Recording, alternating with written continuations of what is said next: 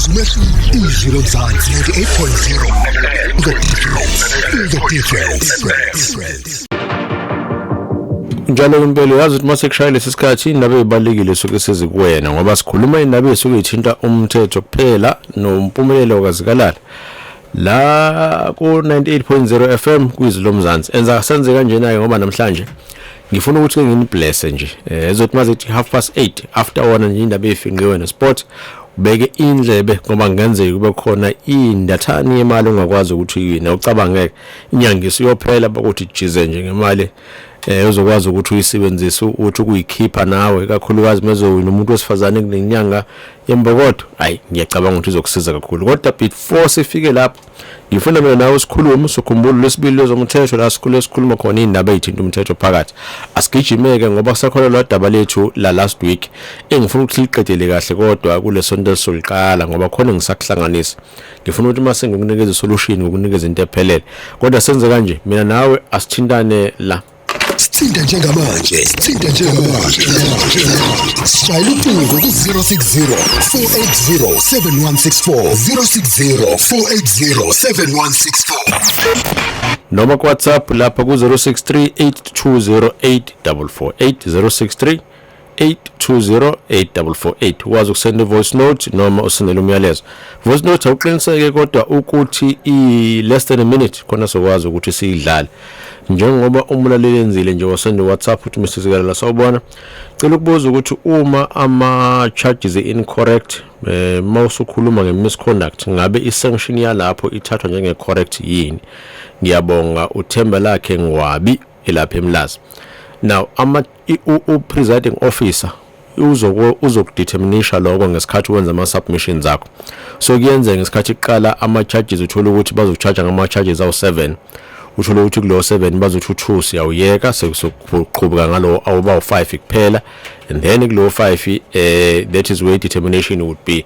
but uthola ukuthi ngesikhathi wena uthola invitation noma khona la kade usabizwa khona bekhona yonke into kodwa kuyisanction yakho ila kuzobaleka kakhulu so akubheka ukuthi isanction babhaleni and then bese uyabona ukuthi kukhona la ofile kulungisa khona kodwa ke if kuukuthi ufuna ukuappeal lelo daba on that basis lisuke likhona ulungelo ukuthi ukwenze lokho kodwa kade isikhathi usukunikeza sona ukuthi singakanani nangu omunye umlaleli la uthi ngiyabingelela Mr. Zikalala ngisacela ungicathulise la if uma wakho edayisa umuzi kababa wakho and beshade ngokwenkantolo but inkinga udayise nendlu yami engazakhela yona egcekeni kungabe ikhona yini indlela yokulwa lokho khumbula ukuthi into esuke idayisa umhlaba kahle usuke ukhona ngaphakathi yes kuyakueda kuyiveli but if umnikazi womhlaba ezothi ngicela ukuthi ngifuna ukudayisa lo mhlaba esikhuluma ngawo babize ngeearth number suke sekuphelile lapho ngeke usakwazi ukuthi ungene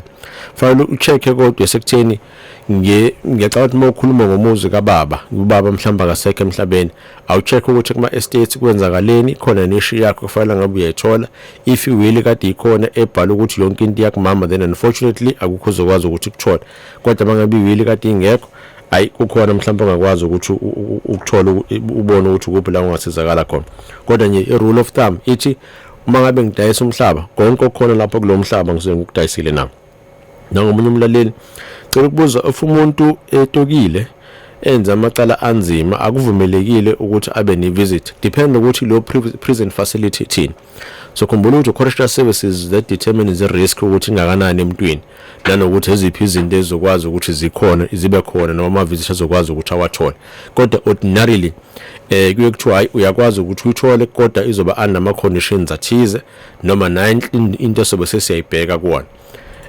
nangomunye umlaleli before ngiyeke ama-voice notes nama-calls yazomthetho mfakazi Zikalala ngabe lento eyenziwa amaphoyisa wokufika emzini womuntu abulala isicaphe efuna ukungena iyasebenza lonto uma isebenza kanjani ikomuphi umthetho okay uma sesifile isicapha sakho bengamtholanga bamfunayo uzoklema kubani futhi uzobona kanjani ukuthi amaphoyisa noma izigebengwini ngoba abawavezi ama name tags abo umabhodla omkhulu avinkinga lento mabhodla ngoba iyenze problem ngoba noma sekuthiwa ufuna ukuyoreport ukube nenkinga ngiyenza kanjena ke kodwa immediately kade khona raid yenzikile kuwena ngoba khona izinto ezilimalayo thatha izithombe zakhona nama details report ukuthi yini into elimele, and then bese uya ku station command oseduze nawe ufike report icala ukuthi lithini.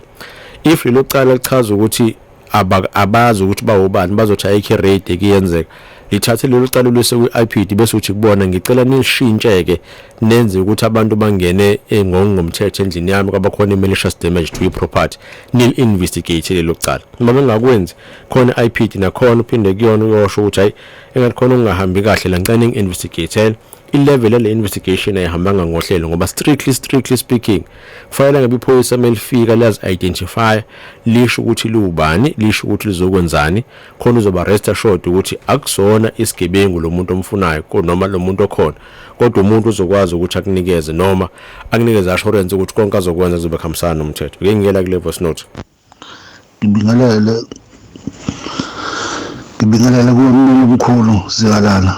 Baba ngicela ukubuza la, uma ukuthi kunepolicy ukhava umuntu wakhohlwa ngokuklema sekuphela unyaka, ke kwenzeke njani? Uyakwazi ukuthi uphinde ukleme noma kuba khona into abakubuyisela ama-premium ngazi ke kwenzeke njani? Ngicela ukubuza lapho kuwe baba. Ngiyabonga kakhulu. Lapho it depends sekutheni benivumelene ngani nalo muntu niclaima naye. Kukhona bazothi sikunikeza u3 months ukuze uclaim noma u6 months. If esekudlula u6 months noma u3 months, unfortunately claim yakho ngeke izikhokhakala noma ngeke baze bayikhokhe. So phindela lapho kulawa uthatha khona insurance ucela bakhombise ukuthi ama terms and conditions akhona ayithini, then mhlambe khona la ukhona uzokwazi ukuthi ukuthole and then bese bayakunikeza ke imfanelo zakhe, ikakhulukazi mangabe kade ukuthi kade uqhubeka nama premiums owakhokha kodwa azi ukuthi once kwabakhona lama premiums eshort ekhona noma wangakhokha then unfortunately bazobe sebethi hayi ngeke sikwazi ukuthi sikunikeze lento oyifunayo. Singala Ezomthetho 829 nompumelelo Zikalala. Ezomthetho 829 nompumelelo Zikalala. Thinta njengamanje. Shayela ucingo ku-060 480 7164 060 480 7164. Mbula uthi sama ngo-fast lane namhlanje ngoba sifuna ukuthi makushaya 8:30 bese sinikela ngale competition siwinisa abantu. Sizweni sawubona. Okay, sebalekile. Sithemba ukuthi uzobuya ngesikhathi sisabheka ngalapho siye ngala. Sizweni sawubona. Hello.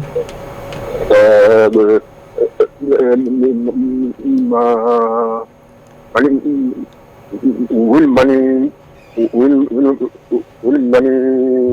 mama social price account. Imhlonishwa asikakashaya isikhathi se competition siyeza nje sinikeze nje 8 minutes more and then bazokwazi ukuthi bakuthini. Okay ngiyabona bonga mina baba. Ngiyabona lensizwe sijahile ukuthi le mali ize ngakuyona. Linda uyeza siye ngala sizweni sawubona baba Zikalala. Siyaphila baba Zikalala uRose lapha siyaphila siyaphila baba Zikalala. Ngibuka lento yenziwe uhulumeni baba Zikalala ukuthi mhlambe uma singase siyishallenge mhlambe singabasebenzi ingaphasa noma sekuleki khona ngoba phela uhulumeni ubukeke sibambe inkonzo lapha le ndaba yemali le-two pot akhuluma ngayo ngoba phela i-wrong le ndaba yenza ukuthi uma befuna kuvotwa agijime kubantu azofuna ivoti kodwa mase kukhulunywa ngemali yethu begijime bethathe inqumo bengavumelananga nathi bengabonisananga nathi. Ngendlela engibuka ngayo ngibuka sengathi ufuna ukukhokha izikweleti lo Transnet ne-Eskom lapho sibambe inkonzo ngale mali ingashallengeka lento ayenzayo. Ngoba efuna ukuthi imali uyithole kude leyo sopension ngoba phela indlela lezi uyarefresha indlela zokuphuma emsebenzini akuyona impesheni kuphela uphuma ukupension kuphela uyaphuma ngokugula uyaphuma kuningi nje uphuma ngakho uphuma kodwa i-understanding ngalendlela uyishoyo uyabona le i-consultation yenzakalile kungenzeka ukuthi ayenzakalanga kahle le ngihleze ngikhala ngayo ukuthi angcono ukuthi bayenza even ngo-door to door kodwa I'm pretty sure ukuthi abantu abayinyunyana noma ama-employee reps abazi ukuthi khona into proposal efana njengale ongathola ukuthi ayipromote ayibona ukuthi ayibe khona.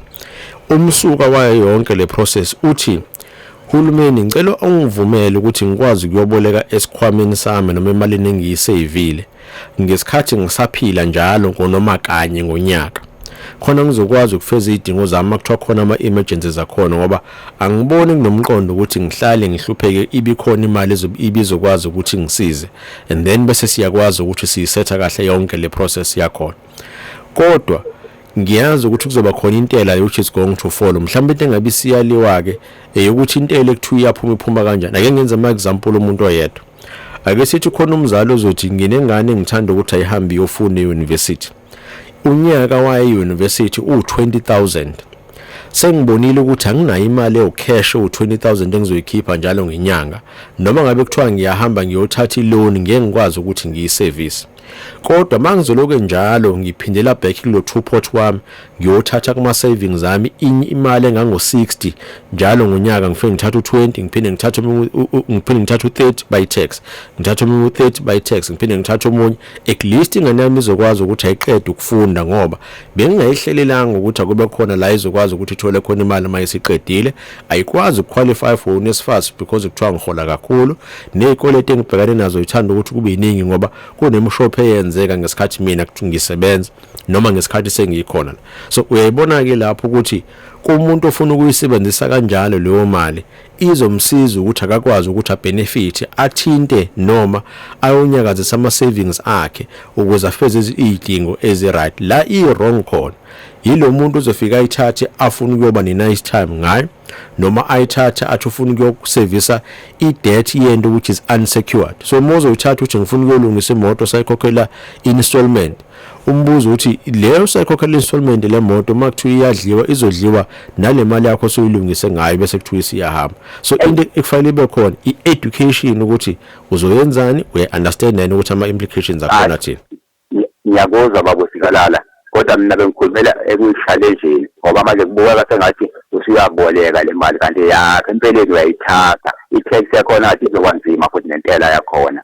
Kodwa manje ingakho ngithi mina usibambe inkunzi, unezikweletu zakho kumele ufuna ukukhokhela o-Eskom lo Transnet, usibambe inkunzi ngempela.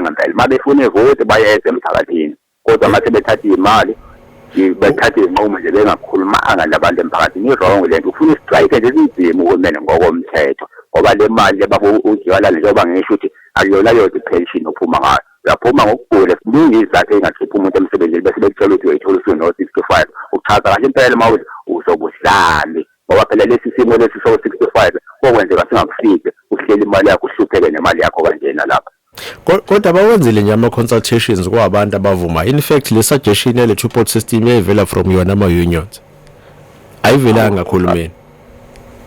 Kodwa-ke lapho ngemali yokukhuluma nama-unions ku-wrong. Kufanele sifunde emphakathini njengokuthi lokuthakaza baba uSmart Voter, niyakwazi ukuthi izimvu zabantu ngokuvota, ngokushanda, ngokufaka ama-email nani baba uSikalala. Uhlala uyikhuluma nje wena lento. Okay. Bayizokhiphemeshona inyane nakuzona inyane ezisebenzayo, abasebenzayo. Bazothi kodwa nisuke nithume zona ukuthi abahambi bona ukhulumela kwi-Labour Forum. Baba uSikalala kubona bonke baba uSikalala, kodwa abantu abanezinyonyane bakhona banganazi izinyonyane futhi. Bemsebenzela angena le nkampani njena ahambe njalo imisebenzi, afuna izimbuzi zomphakathi. Kuyazwakala. Ukubuka kwami idinga challenge, ngakho ngithi usibambe inkunzi. Ufuna ukukhokhela labo Transnet no-Eskom babo. Yabona. Kuyazwakala baba. Danke. Akuphuthume ngeke ngala ku WhatsApp uthi ngiyabingelela baba uSikalala. Ngicela usizo, ngaxoshwa eminyangweni wasekhaya, ngingazikhulumelanga ne-union yami, yangenzela phansi. Ngicela iseluleko sezomthetho ngoba ubulungiswa ngibutholanga kuyimanje, angisebenzi, ngiphila kanzima nabantwana baba ushoba empangeni oseThekwini njengamanje. Okay, fanele siqale sicheckeke la ukuthi i-date of dismissal ithini, neni appeal yakho usengakwazi ukuthi uyifake. Khumbula ukuthi kune-bargaining council yakhona sokusikhona noma CCMA engakwazi ukuthi uyivisit, and then udaba lakho kuthiwa liqala day novo, liqala phansi, then bazokwazi ukuthi bese beyak-attenda kahleke la usukhona nawe usucela nokuthi ummeli akabe khona if kuwukuthi bazomvumela ummeli ukuthi akabe khona. Siyengala sezweni sawubona. Yebo baba kunjani? Iphilile njani? Lokho uphilani lokhuluma naye baba. Yebo Mhlonishwa. Yithi mina ngiyezwa la nikhuluma eka 2-pot system ekhulunywa ngayo, uze wenze wena nomzekelo ka20,000 ozobe ufuneka esikolweni immediate ongakwazi ukusizakala kuwona. Umbuzo wami ke uthi yini ongayenza ngo20,000 esile nje masixakekile nje masibunyela ukuthi imalini esingayithatha kuba kufanele umuntu ahambe ofuna imali ngokwezidingwana azobe efuna ukuzenza ngaleso sikhathi ayo basitsene ukuthi hayi thatha 30% thatha 10%. Angithi phela nemali nerate esifaka ngayo imali lapha kule mpesheni yethu ayifani ngoba imiholo esuke ingafani iyona inkinga yokuqala. Inkinga yesibili bese izothi irate imali ekwazi ukuthi ikhule ngayo makuthiwa ideposit uya investor for interest iyahluka. So ngeke invest imali namhlanje 10,000 and then by next week or by the end of the year sengino 30,000 akuyona investment le yibhanoyi.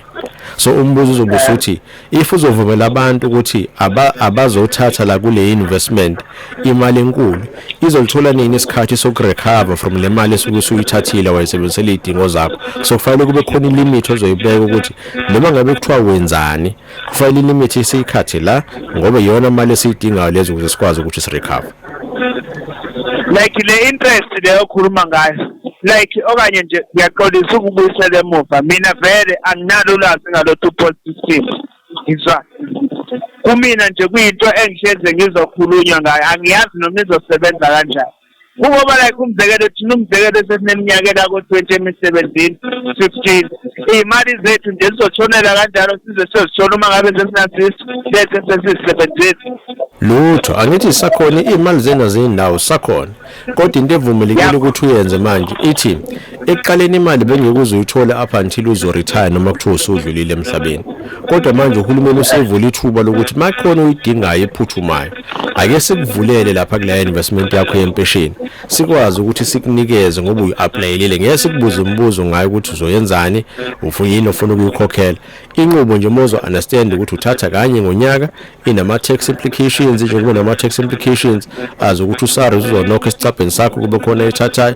and then ngonyaka ozayo sengabuya futhi bese uzoyithola. So ikuvulela ithuba lokuthi kube khona la uzothola khona imali ozokwazi ukuthi uyiphilise ngayo without ukuthatha loan without ukubona ukuthi izinto zakho azihambi kahle. Kodwa into engayisho kuwena zama ukuthola ulwazi ngokusheshsha khona uzokwazi ukubona ukuthi ubani umuntu ozokusiza kuyona yonke le process. Hayi kulungile umkhawatho umlaleli usebalekile lapha.